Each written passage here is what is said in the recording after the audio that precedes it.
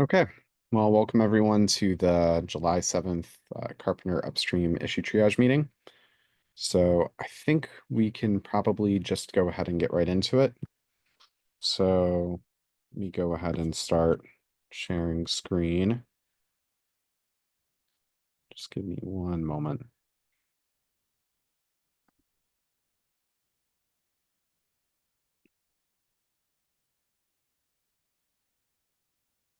Okay. That show up for everyone? Yep. Okay. I suppose we can get started with support odds or support pods owned by custom daemon set like controllers. I think I take it this was the issue you opened. Since you're here, if you want to just talk about it. Yeah, thank you. Yeah, my name is Oleg. I opened this issue first time joining this meeting, so not sure quite how it goes. So I apologize for awkwardness.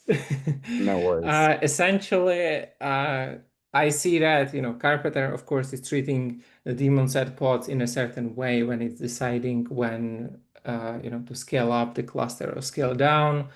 It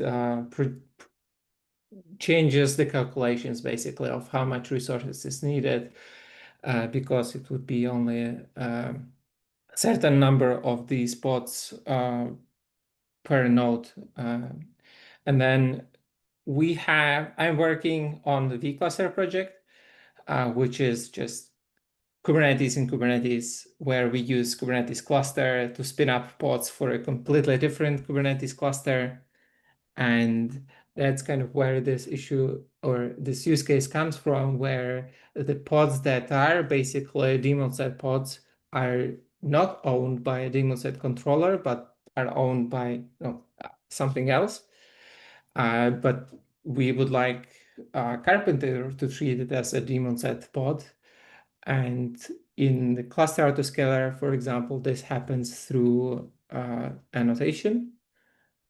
And so I'm kind of wondering if this is something that would make sense to support in Karpenter.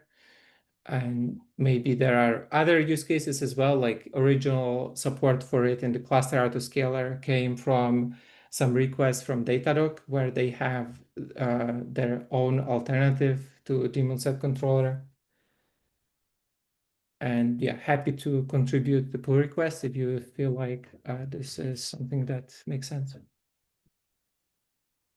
Sorry if I see you have your hand raised. Yeah, thanks for bringing it up first. I mean, I was just curious. I know, like you mentioned, Carpenter treats these spots a little differently, but is there a particular thing that you want to be treated differently for these pods? No, I would just want the pods to be treated as if they were owned by a daemon set. Uh, No, I Technically, understand that, but I'm just. Mm-hmm. Go ahead, sorry. yeah, the only difference basically is that, we cannot put that daemon set owner reference, because then the daemon set controllers will clean up those pods. But for all other, intents and purposes, they are basically daemon set controlled. Got it. No, I think my question was a little different. What I'm trying to Mhm. understand is, like, what is the current gap? Like, is there a reason why you want to treat these as demand set pods? Like, maybe you want a Mhm. lower priority uh, during evictions. Like, I'm just trying to understand what is it exactly that's missing today? Yeah, so they are safe to evict, depending on Carpenter configuration, of course, but we could say that, they would be safe to evict compared to other pods. And B, when I assume, again, my limited Carpenter knowledge here, when it's calculating, how much resources are needed in the cluster in total to have all of the workloads, the daemon set workloads are kind of calculated separately, because you don't only need, let's say, one per node, and that changes the equation a little bit. So if these pods are not treated as daemon set pods, you would allocate certain amount of resources for them in this calculation, of like a future state. But if they are treated as daemon pods, then you only calculate it differently, right? Yeah, that's correct. That makes sense. And that's exactly what I was looking for. So, and Jason, please correct me if I'm wrong. At least for the first problem, I believe we support some sort of a preemption priority, right? Yeah, I mean, we support the different priority preemption classes, um, like just the standard Kubernetes ones. There's no Karpenter specific preemption priority model.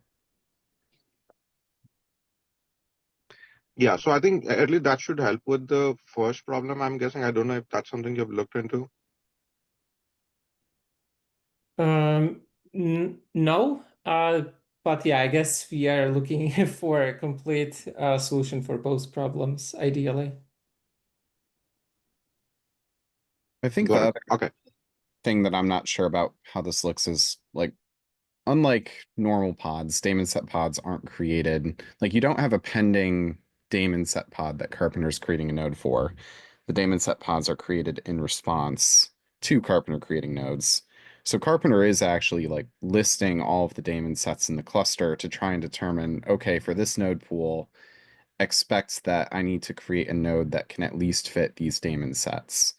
And that is, I think, where stuff gets a little bit trickier here. And that's where I think it would be really valuable to have like a bit more of a concrete example of what the vCluster use case looks like in the issue to understand what Carpenter would actually need to be what Carpenter would need to support these daemon set like controllers. Mhm. Okay, and when the nodes are underutilized and Carpenter can, get rid of some of the nodes to uh, put the remaining workloads in a smaller amount of nodes, I think that's kind of more the scenario I'm thinking about, because then when you do that calculation, I need like 12 CPUs. I can fit that into 3 nodes. But you don't need to take into account that daemon set pod in that fourth node that you are trying to get rid of. But if you don't think it is a daemon set pod, then you do add it to those 12 CPU requests, and now suddenly it's above 12. Well, I think in a sense that's almost more correct today because with these like custom daemon sets, we're not necessarily aware of them on the provisioning side either. So Carpenter needs to be aware of both the daemon set requests Mhm. and like the application pod requests. If we're not already including them in the daemon set requests because they're not daemon sets, we do need to include them as application pods when doing the rescheduling. So I think the gap is how do we basically include these as daemon set requests? That way we could treat them as daemon sets holistically. And that's where, Mhm. yeah, I think at least for me, because I've never used vCluster, I'm not too familiar with it myself, to get a concrete idea of what this use case looks like. Mhm. Yeah, in a V cluster, there is a daemon set controller in that like inner cluster, cluster within a cluster. But when the pods get scheduled, that bit of information on the owner reference is lost. So Mhm. that's Yeah, and I think that's well, if it's in the inner cluster, I assume Carpenter is running in the outer cluster in this case. yes. Yeah, so it's not aware of that daemon of those daemon sets in the first place. And that's Mhm. yeah, I think the gap we would need to close. Okay, so when it's treating some pod as a daemon set pod, it also needs to see um, the resource, daemon set resource itself. For provisioning, yes, because that Mhm. is how Carpenter determines what daemon sets should schedule to a node created for a node pool. Okay. And for the provisioning, that's not necessary. Uh, well, deprovisioning basically follows the same path as provisioning. We just kind of simulate the pods that we're deleting as if they were pending pods on the cluster. Mhm. I see. Okay. So we would need to basically solve both. We need to make Karpenter aware of the daemon set, and then we would also need to make Karpenter aware that these pods are daemon set pods, so we're not double counting them. Like right now, it seems like we're not counting them at all on provisioning. And we're actually only counting them once, which is good on deprovisioning.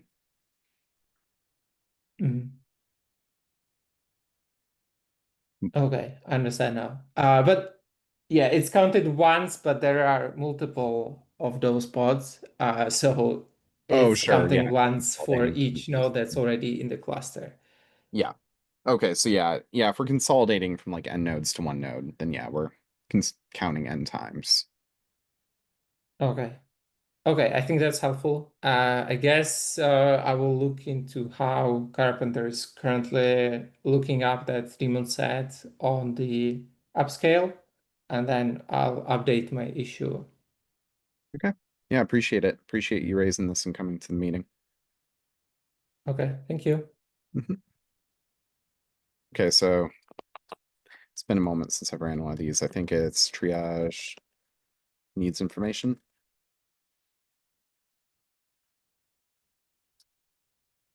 Yep. All right. There we go. Okay. So I see we actually have quite a few people here. Are there any issues people would like to raise that want to make sure we get to? Or if not, we can just keep going down the list. Hi, I have one question. This is Shreyas here. So this is regarding the node consolidations. So what we have observed in Carpenter is there are like quite a frequent node consolidations that keeps happening even when there's seemingly no activity from the pod side. There are not a lot of pending pods. So the scale down keeps happening pretty aggressively. And yeah, like in scenarios where a node was even at 100% utilization, I mean, in terms of requests, right? Even those nodes seem to be taken down and then eventually being replaced by the same nodes. If it was actually a different node, I understand. Maybe it was trying to do for the cost. But we have seen that the same node was like being brought up. So just trying to understand like if you're missing any behavior or any configuration. I mean, are you sure it's consolidation and not like expiration or drift? Yeah, 100%. Yeah, not Okay. expiration of drift. Yeah. Yeah. Have you opened an issue regarding this? No, like we had opened issue internally with AWS as a support case because we are running the Carpenter image as is, but I think this is more on the controller side behavior. But because we saw quite a lot of issues open in the Carpenter SIG as well as in the Kubernetes SIG Carpenter as well. So didn't really open a new issue for it. I can probably add more details in one of the existing issues. I would honestly open a new issue. A lot of these Mhm. consolidation issues are very specific environment configurations and don't necessarily share a lot from one to the next. So if Okay. you could open a new issue with your logs, what you're observing, things like node claim status conditions, so we can see like, okay, it's been consolidated versus expired or drifted. Yeah. So you're saying trying to evaluate for specific scenarios, and this is not something which is reported widespread across several other users, right? Not not this specifically, at least as far as I know, but if you can provide an issue with more details, we can dive further into it. Yeah, I can do that. Yeah, because the thing is, we are running it like recently. We rolled it out on all our pre-prod clusters, which is hundreds of clusters, and that's when we started seeing much more variability in terms of churns. And sure, I'll try to include it in an issue, and probably we can discuss in the next meetup. Okay, sounds good. Thank you. You had your hand raised. Yeah, just this sounds similar to something that I'm trying to diagnose in the cluster API provider right now because I've been trying to update it and I've got things mostly working, but I'm getting into this weird situation where nodes keep getting replaced for reasons that I can't easily determine.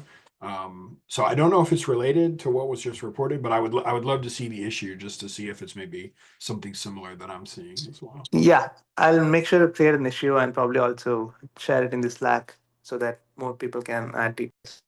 Awesome. Yeah, thanks. If it's something similar to what I'm seeing, then yeah, I would be really curious to get involved.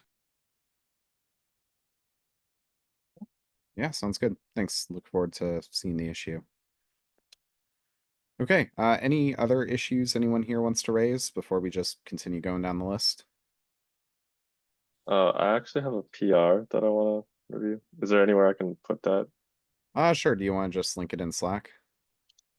In, Or okay, not, sure. sorry, not Slack, the Zoom chat. Yeah, sure. Thanks.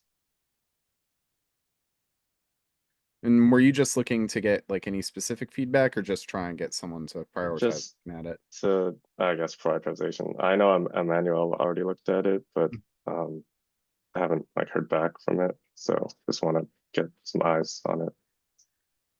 Basically just adding the URI test to be able to output a JUnit style report. Like super simple. Yeah, Emmanuel, since you already took a look, are you able to get back to this?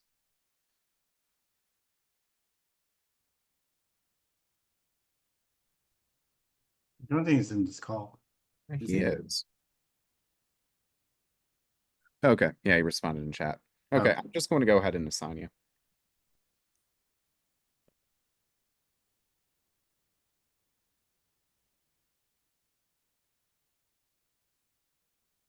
Okay, anything else?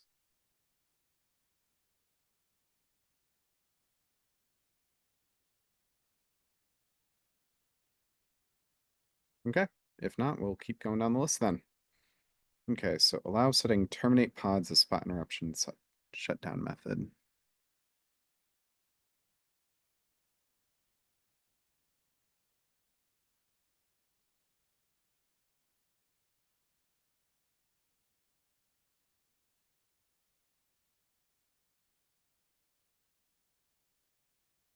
Okay, I think probably need some follow-up on this. I don't, unless anyone's here who's already looked at this issue, I'm not sure I entirely understand the use case. So I can avoid killing pods at all costs, even if it violates the PDB. Can it just be termination grace periods up to like some small amount? Oh wait, that's not the pod one, but the node. Yeah, Yeah. I think just need some clarification on the wording. I'm going to guess it's ensure that the pods are gracefully terminated. In I which thought it's the other way. even if it's Wait, violating okay. PDBs. So Like- I can avoid killing pod at all costs. Okay, the wording is very confusing. Yeah, I don't know. Yeah, that's where I think there's some clarification needed. Yeah. Can come back to some clarifying questions after this meeting. I'm going to guess basically the use case was want to ensure that the pod's termination grace period seconds gets respected, even if it violates PDBs, without necessarily needing to set a termination grace period on the node. Okay, same user. Autoscale daemon set pods, which ends up with GPU nodes having less memory for blocking daemon set.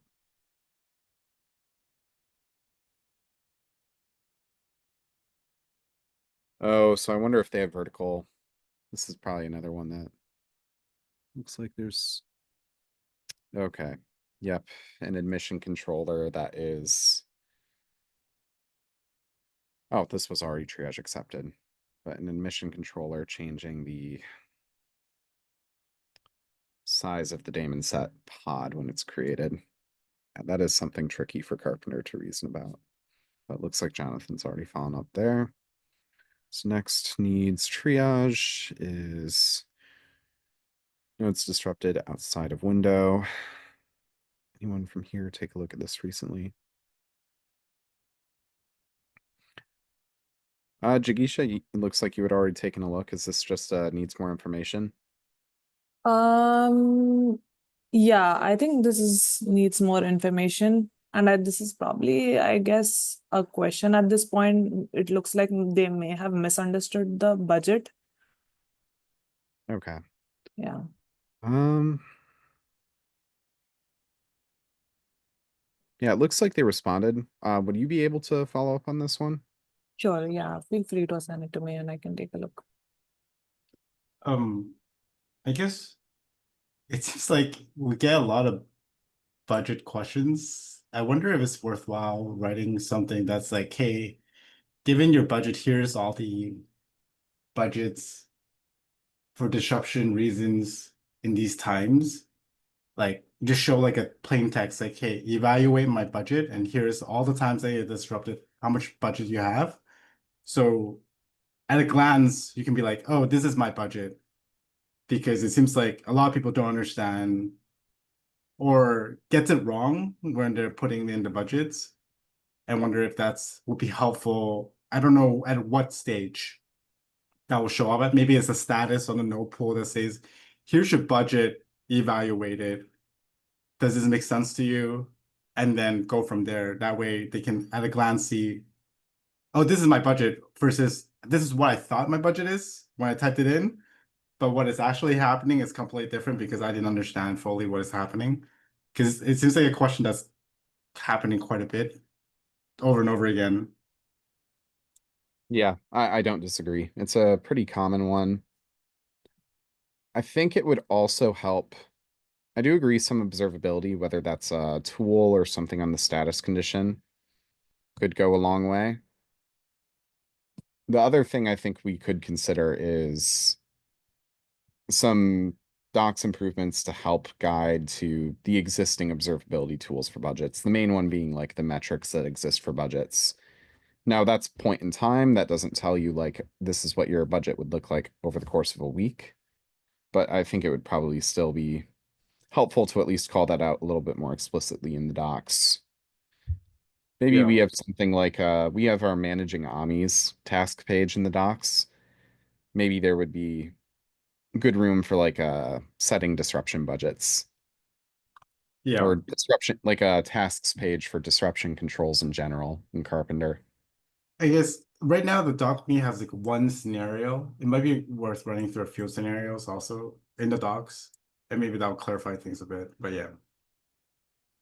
Yeah. I can kind of like a issue and we can track that and figure out what makes sense for users. Yeah. Is anyone able to take notes of that in the work log? I'm not logged into the right accounts to access the work log at the moment. But if anyone is, that'd be greatly appreciated. I don't want us to lose this. I can add something. Yeah, appreciate it.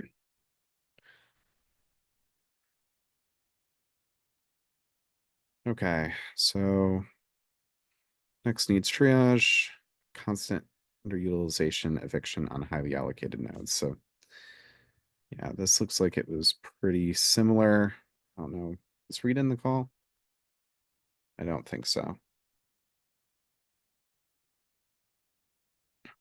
So yeah, I think this is, these issues are always tough to look at a glance.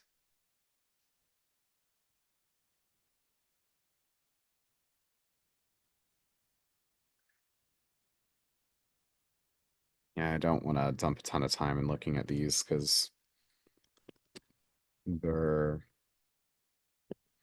in this meeting at least, because they take a little bit more detailed investigation. So I think needs investigation and then can follow up with Reed, see if he's still tracking this. If not, get it assigned out to someone else, unless anyone here wants to volunteer and take a look.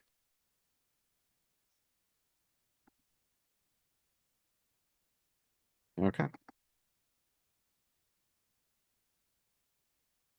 We'll be heading on then.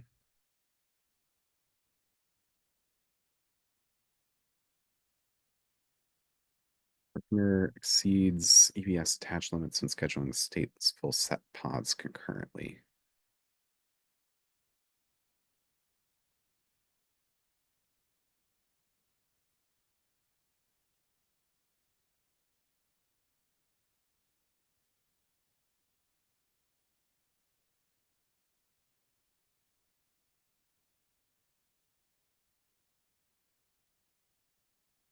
Curious if this is actually a Karpenter issue or an issue with, yeah, the EBS CSI driver or the Kube scheduler. Because Karpenter is not going to be aware of the CSI limit until the node is created. I feel like I've seen this similar issue before, right? Similar ones. I don't know if it's if we've It's seen not it. exactly the same, Yeah. yeah. Yeah, I think this is probably one needs more investigation. I do know that there are issues with like GPU devices, for example, eat into those limits as well. And that can cause problems. Looks like same with dynamically provisioned VPCCNIs. Or, well, VPCCNIs. I imagine they mean ENIs. But Yeah, given the way this is written at the top there, it also makes me wonder, like, if the CSI, if there's something going on with the CSI driver itself. Because it was talking about the driver not being aware of the the limits. So it makes me yeah, wonder, like, how would Carpenter know? and I think I can't remember what schedule or what stage of the scheduler it's at, but I thought there was a pre-bind check, which interacts with the CSI driver to check if it can attach volumes for the volumes required for the pod. So, yeah, I do know that there is an issue with the CSI driver, at least for EBS. I don't know if it's also like EFS or just a general issue for CSI drivers. But at least on EC2 instances, yeah, those other devices eat into the same limit and Right. they don't have a way to model that. Yeah, I was wondering, like, I think ENIs and EBS and whatever EFS, they all have the same limit of number of devices you can attach, right? Yeah, And there's no way for them to talk to each other and be like, hey, I already used up however many. But yeah, it's just yeah. yeah, they just have it exposed on their own CSI node Right. object, but there's no like, they're not aware of each other, at least as far as I'm aware. Yeah, it doesn't look like anyone from our team has started taking a look at this one yet. Any volunteers? If not, triage needs investigation, though it seems like they already have a lead in it being an EBS CSI issue. I don't want to leave a message saying it is until I've looked closer at it myself, but it definitely looks like it is.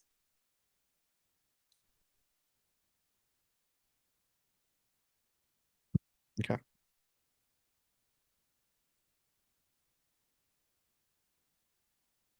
Using Karpenter with Bottle Rocket, something tells me this is in the wrong repo. Hmm. Okay, looks like manual, you've already asked to have them move this.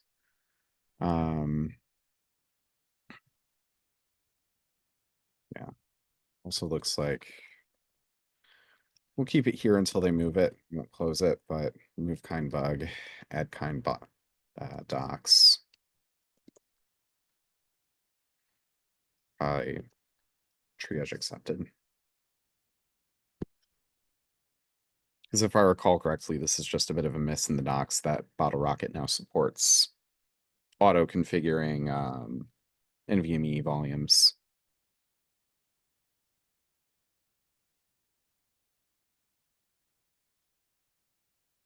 Okay. So provider ID not set.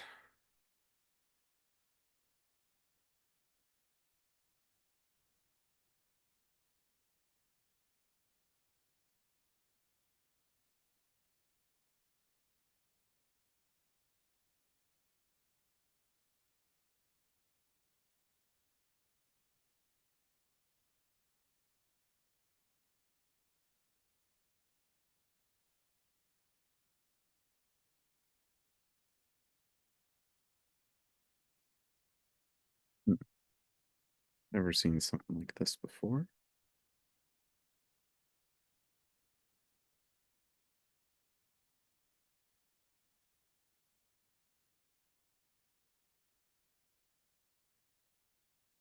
Oh no, has anyone else seen a similar issue? If not, yeah, I don't think I have an answer for it in this meeting. Triage needs investigation. Doesn't look like there's. Not great in cloud controller either. Well, our cluster is funky. We don't use the cloud controller. We manually set the provider ID. I don't know what they're, I mean, I can take a look, but yeah.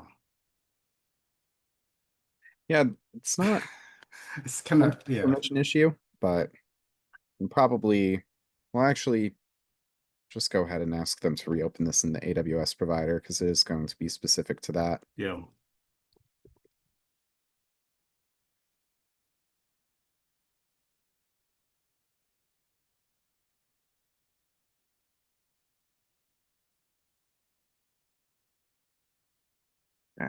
So, weird issue of Karpenter managing the daemon set pod lifecycle.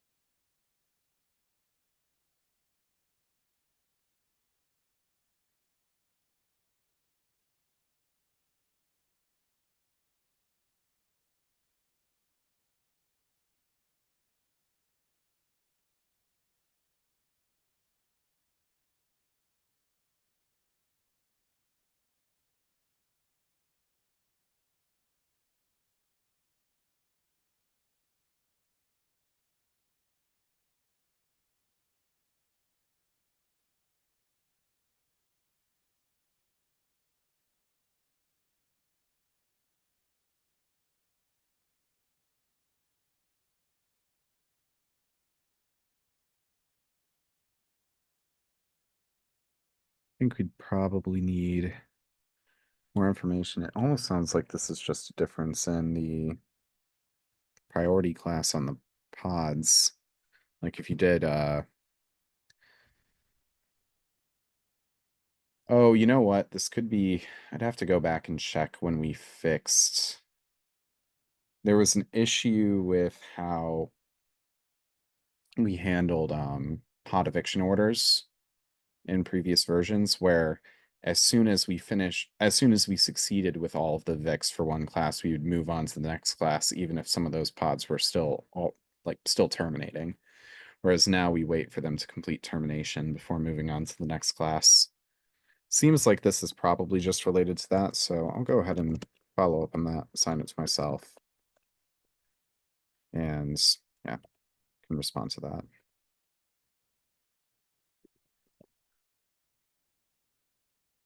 So I think that was done in like 1.2 or something. It's somewhat recent.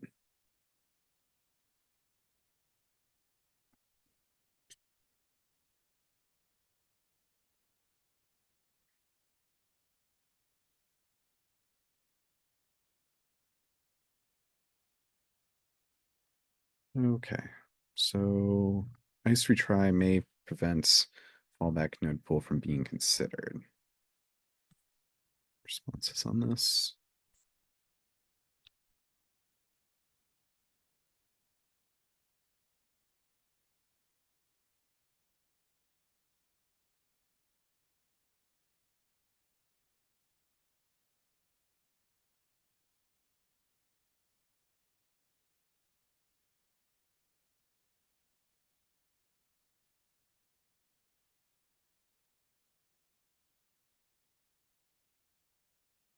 This is intended behavior, is it not? We Or should, at least if all we don't. offerings are iced for a node pool, we should fall back.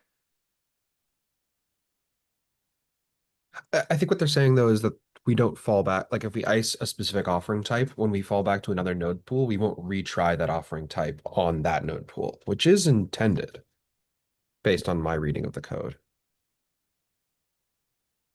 I don't know if that's what the situation we want it to be, but it does feel odd to say like, oh, hey, we got iced on this instance type in this AZ, but like it's a new node pool, so maybe it's fine again. I need to read the code again, but like I thought sometimes we can ice for like rate, like I don't know if we capture the capacity error only when we iced it. Yeah, I mean, create fleet returns a few different error responses for ice. There's also like unfillable capacity. Like there are a class of errors we get back from create fleet that for the AWS provider we treat as ice errors. And when we receive one of those errors back, we do mark the offering, which is shared across node pools, as unavailable.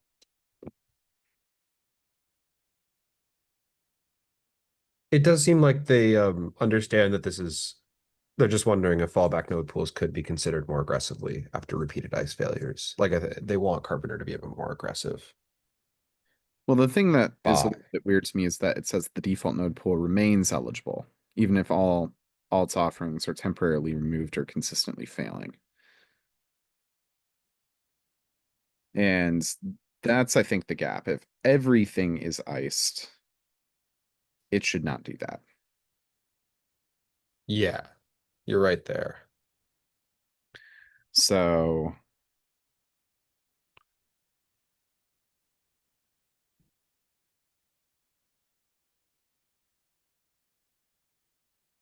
yeah, because we should when we check if there's available instance types. Well, basically when we try to do the add, we only consider instance types with available offerings, which are compatible with the pod we're trying to add to the node claim. So, and if we fail to do an add because they're all iced, then we should fall back to the next node pool. I think this is definitely, there's no known issue with this, as far as I'm aware. So definitely a triage needs an investigation. Any takers to take a look at it? I can follow up. I'll get their node pools and see if there's something going on. You want me to assign you? Yeah, sure. All right, thanks.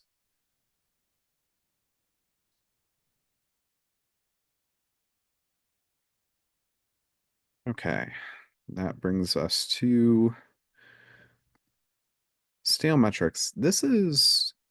Was this an issue we were already looking at and getting a fix out for? Or was that a different stale metric issue?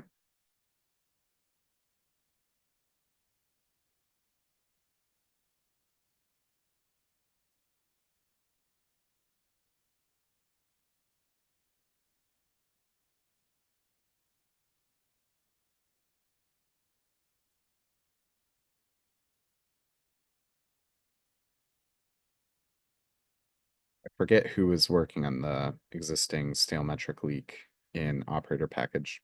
Chigisha, was it you?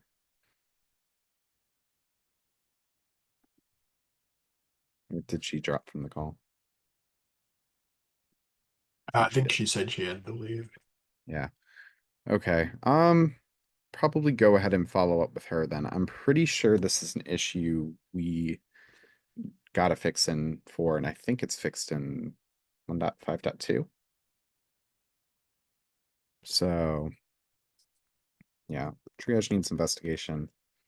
Go ahead and follow up after this meeting. Sign myself.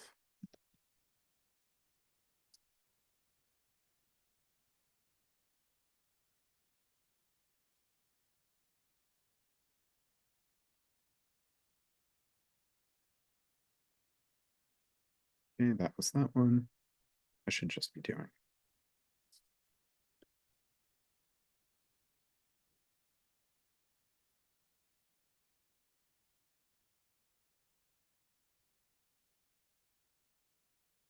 Oh, yeah, thanks for opening that issue.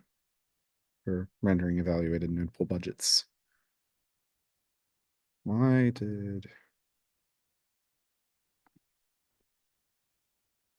I'll figure out how to remove that with Prow later. I don't know why I didn't remove the needs triage label.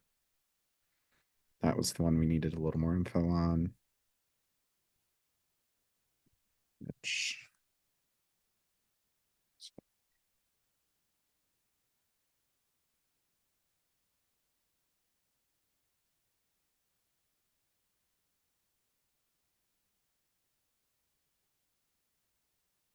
This was, yep, AWS provider. Okay.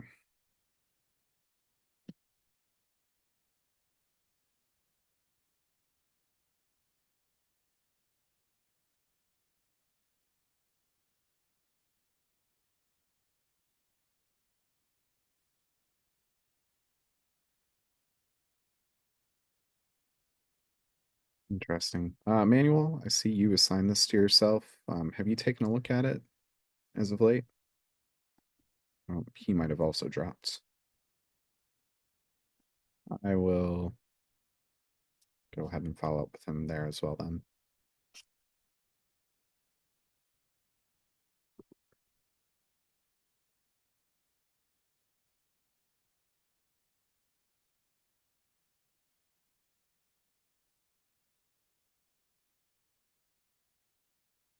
See, he's also assigned to this one.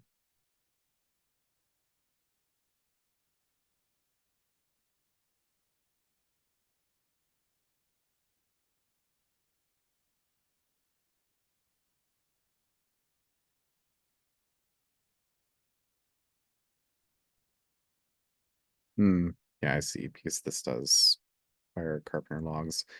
I think this is, I mean, pretty clear cut a feature. Yeah, I I'm think not- that feels reasonable. Yeah.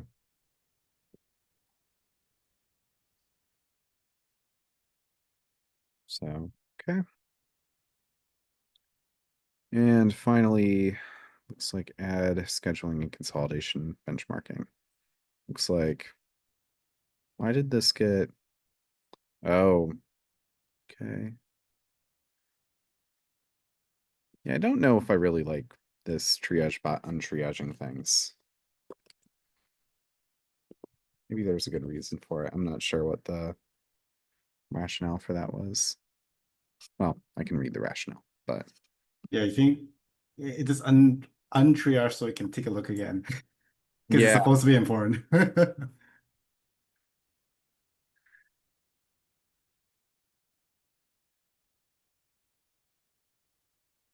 I think this is, yeah, I mean, actively being worked on. So I guess we'll just keep triage accepting it. So, okay. I guess now we can probably start taking a look at pull requests. I guess any pull requests from anyone that they want to bring up? We've got another 10 minutes. So I think we can probably go from top to bottom.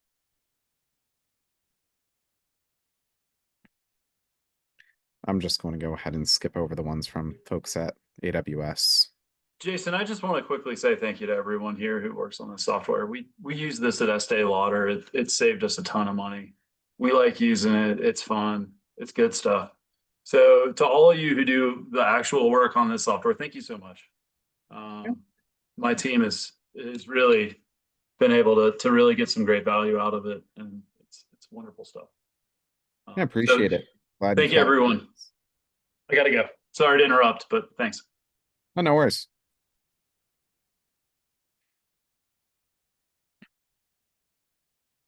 Okay. Oh, this one is also AWS.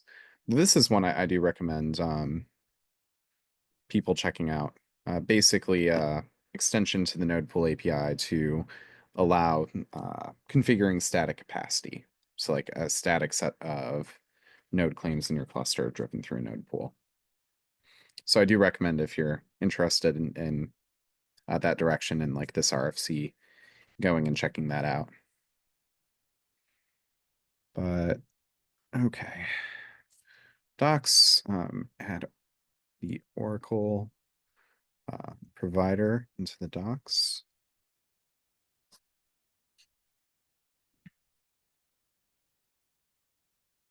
Just want to go check it out.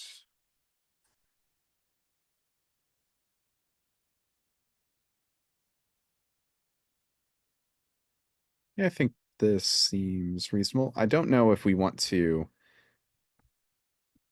The only reason I'm not going to just accept it on the call is I don't know if we want to consider acceptance criteria for providers that we link out here.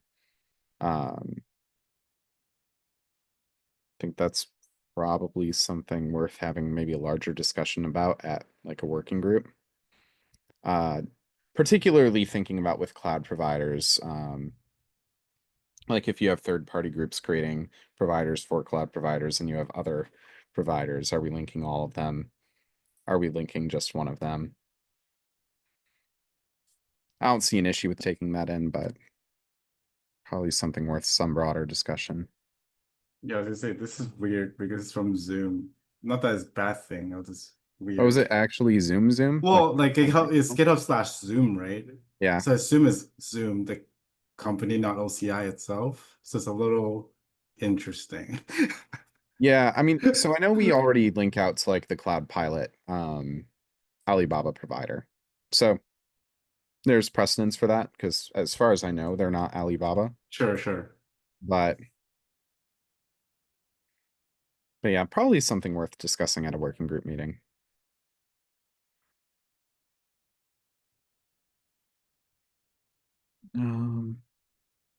That's reads. This is the one we just talked about. Emmanuel is going to take another look at it. Okay.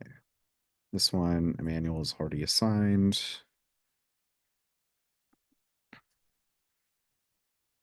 Is this ready for review, Garvin?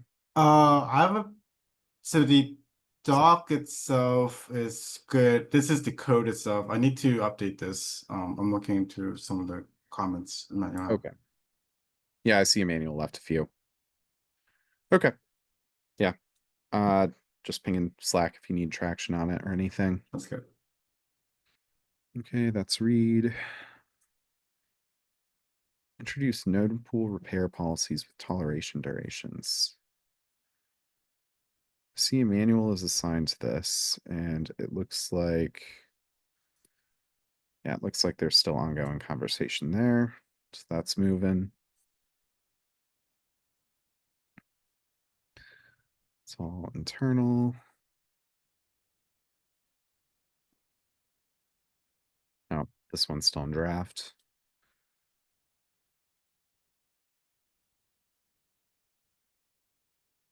Carpenter pods disrupted total metric. Okay. Looks like comments are still just now coming in on that. And Jonathan was taking a look.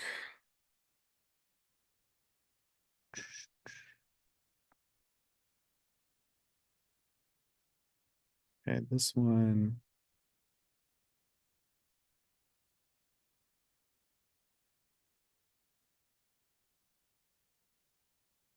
It looks like reads assigned, but there hasn't been any movement on it since end of May. So go ahead and ping after this meeting and see if there was anything outstanding we wanted on that.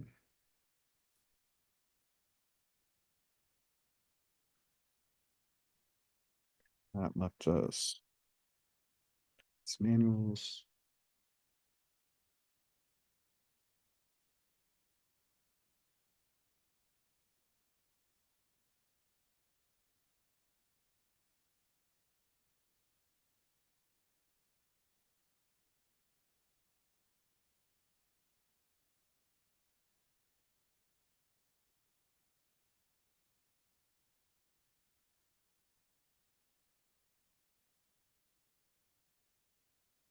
Okay, so looks like Jonathan had already been reviewing this. He is self-assigned, but updates were from a few weeks ago. Can go ahead and follow up with him, see if he's able to get bandwidth or needs to reassign.